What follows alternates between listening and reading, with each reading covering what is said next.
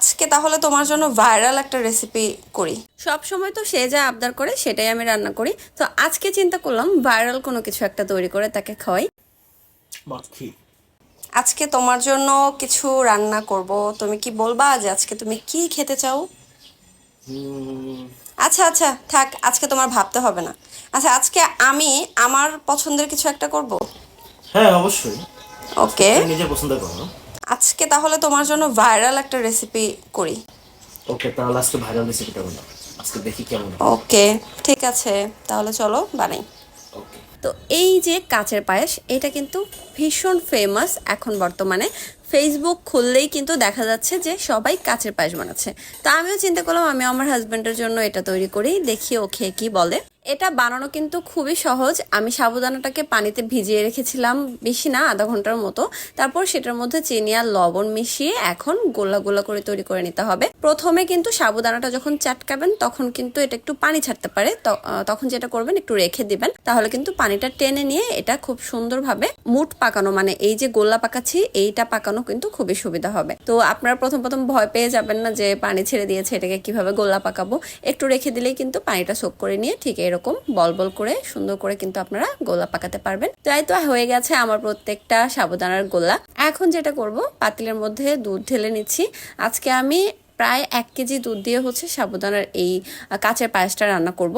তো আমি একটু গুঁড়া দুধও দিয়ে দিলাম, 10 টাকার প্যাকেটগুলো আছে সেখান থেকে 2 প্যাকেট গুঁড়া দুধ আমি কিন্তু এই দুধের মধ্যে দিয়ে দিলাম। সামান্য একটু লবণ দিলাম আর পরিমাণ অনুযায়ী চিনি দিলাম। যে কোনো মিষ্টি খাবারে আমার কাছে লবণ না দিলে একদমই পানসে লাগে, যে আমি লবণটা ব্যবহার করি। আমি জানি না কার কার এটা ভালো লাগে, যার যার ভালো লাগে অবশ্যই কমেন্টে জানাবেন। তো এখন হচ্ছে একটু এলাচ দিয়ে দিলাম, মানে 2টা এলাচ দিয়ে এখন দুধটাকে কিন্তু ভালো করে জাল করে নিতে হবে। তো আমি একটু চামচ দিয়ে নাড়াচাড়া করে এটাকে কিন্তু ভালো করে একটু ফুটিয়ে নিলাম। ফুটিয়ে নেওয়া হয়ে গেলে কিন্তু বেশিক্ষণ আর লেট করা যাবে না। ফুটে গেলে আমি হচ্ছে সাবুদানা সে গোল্লাগুলো প্রত্যেকটা এক এক করে দিয়ে দিচ্ছি। দিয়ে দেওয়ার পরে খুব আলতোভাবে নাড়াচাড়া করতে হবে প্রথম অবস্থায়। পরবর্তীতে এটা কিন্তু ফুলে ডাবল হয়ে যাবে আর দেখতে কি যে সুন্দর লাগে। এটা কিন্তু এখনো ফুলভাবে হয়নি, আর একটু হবে, তখন কিন্তু একদম কাচের মতো দেখা যাবে, স্বচ্ছ একটা কালার চলে আসবে।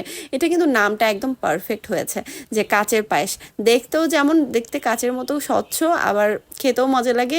আমার কাছে তো সত্যি কথা বলতে কি এটা দেখেই অনেক শান্তি লাগে। তো এই তো দেখেন কাঁচা পায়েসটা কিন্তু হয়ে গেছে, দুধটা কিন্তু খুব সুন্দর ঘন হয়েছে। আর এটা না ঠান্ডা করে খাওয়ার চেয়ে আমার কাছে মনে হয় যে একটু গরম গরম খেলে বেশি ভালো লাগে।